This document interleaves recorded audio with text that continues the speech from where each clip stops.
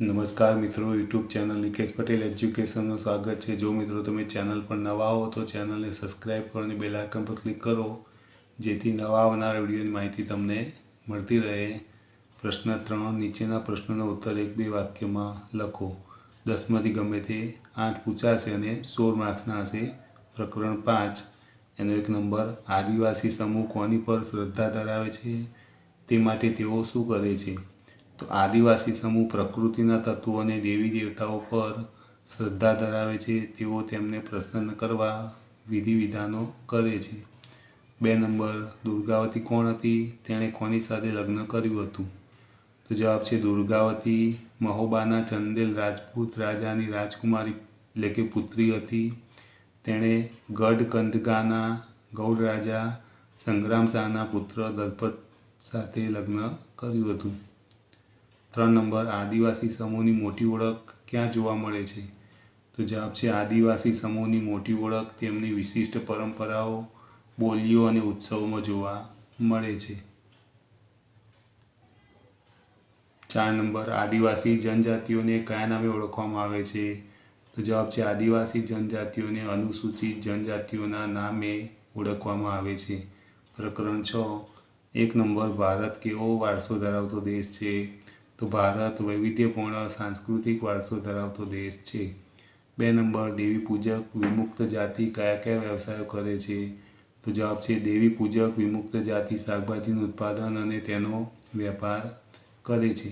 આ ઉપરાંત તે કેટલાક પરંપરાગત વ્યવસાયો પણ કરે છે। 3 નંબર, કેટલીક વિચરતી અને વિમુક્ત જાતિઓ કયા કયા પશુઓનો વેપાર કરતી હતી? તો જવાબ છે કેટલીક વિચરતી અને વિમુક્ત જાતિઓ ઘેટા બકરા, ઘોડા, ગાય, ભેંસ, ગધેડા, ઊંટ, પાડા, બળદ વગેરે પશુઓનો વેપાર કરતી હતી। 4 નંબર, વણજારા જાતિના લોકો કયા દેશો સુધી જોવા મળે છે? તો વણજારા જાતિના લોકો પાકિસ્તાન અને અફઘાનિસ્તાન સુધી જોવા મળે છે।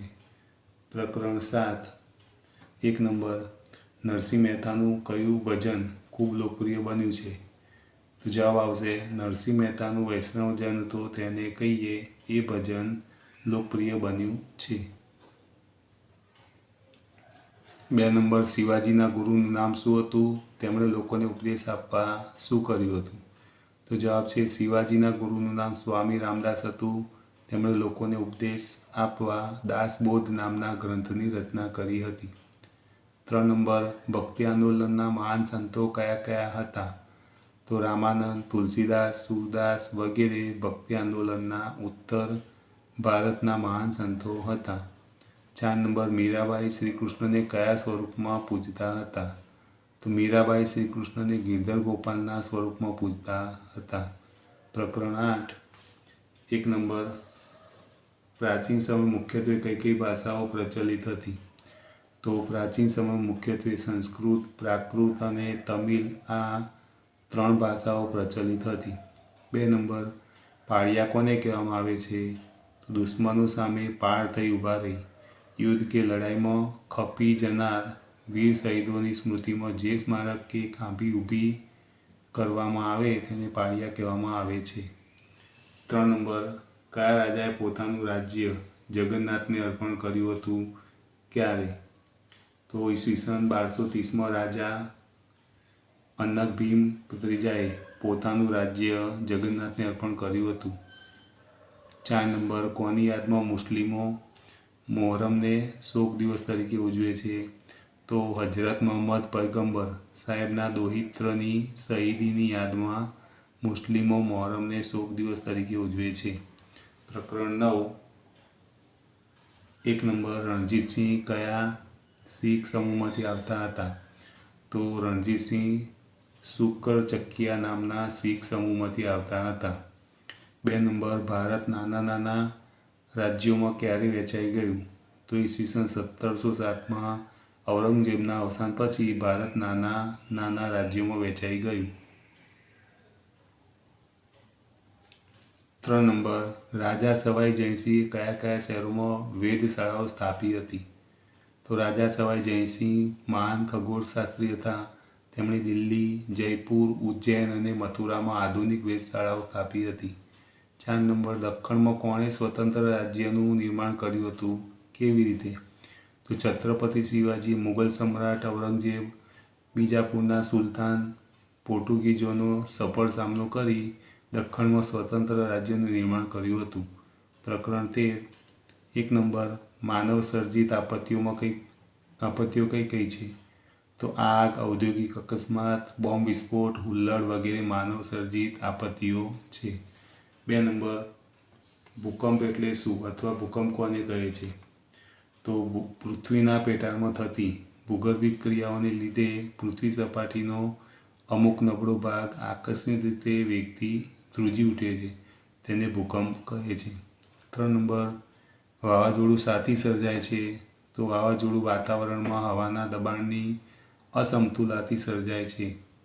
4 નંબર દુષ્કાળ કોને કહે છે? તો વર્ષા ઋતુના સમયે વરસાદ આવે જ નહીં અથવા બહુ ઓછો આવે ત્યારે પાણીની તીવ્ર અછતની જે પરિસ્થિતિ સર્જાય છે તેને દુષ્કાળ કે દુકાળ કહે છે. પ્રકરણ 14.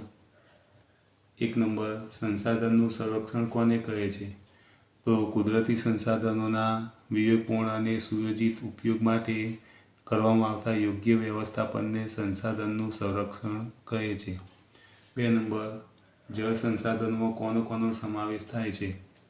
તો જળ સંસાધનોમાં મહાસાગરો, સમુદ્રો, ઉપસાગરો, નદીઓ, સરોવરો, ભૂમિગત જળ વગેરેનો સમાવેશ થાય છે. 3 નંબર કેટલાક ખનિજો ખૂટી જવાનો ભય શાથી ઊભો થયો હતો?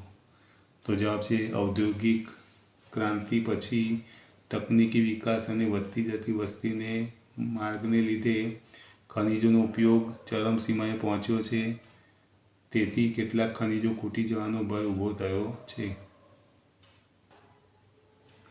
4 નંબર જંગલમાંથી કઈ વસ્તુઓ મળે છે? તો જંગલમાંથી લાકડા ઉપરાંત લાખ, કુંદર, ટર્પેન્ટાઇન, મધ, ઔષધિઓ વગેરે વસ્તુઓ મળે છે. પ્રકરણ 17. 1 નંબર કયા ક્ષેત્રોમાં મહિલાઓ સમાન રીતે કામ કરે છે? તો તબીબી, ઇજનેર, વકીલ, વિમાન ચાલક, સરકારી નોકરીઓ વગેરે ક્ષેત્રોમાં મહિલાઓ સમાન રીતે કામ કરે છે. 2 નંબર નારી સશક્તિકરણ માટે કઈ યોજનાઓ ચાલે છે?